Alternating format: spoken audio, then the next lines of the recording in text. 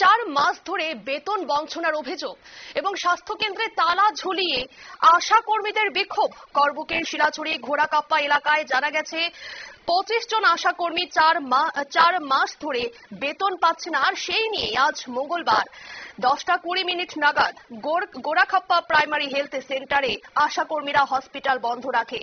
হাসপাতালের ইনচার্জ ভাগ্যলতা জামাতিয়া হাসপাতালে in charge uniform ছাড়া ডিউটি করে। ঘোড়াকাপ্পা প্রাইমারি হেলথ সেন্টারের ইনচার্জের উপরে প্রচুর পরিমাণে অভিযোগ রয়েছে। এই নিয়ে কি জানাচ্ছেন সংশ্লিষ্টরা শোনাবো আপনাদের।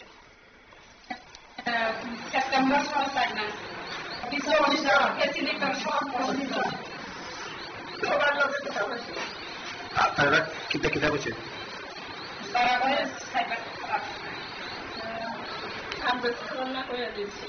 টাকা তো বেশি পয়সা, কিন্তু আমরা অ্যাকাউন্টে এখনো টাকা ঢুকছে না।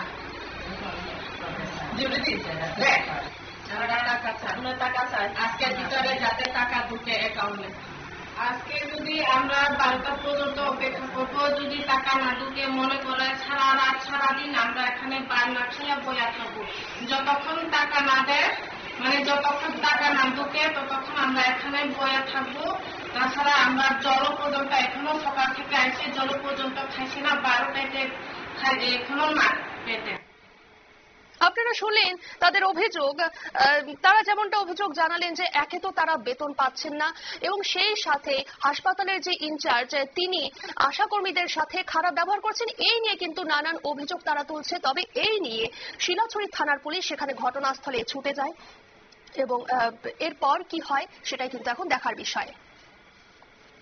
নিয়ে নিচ্ছে ছোট্ট একটি বিজ্ঞাপন বিরতির সঙ্গে থাকুন।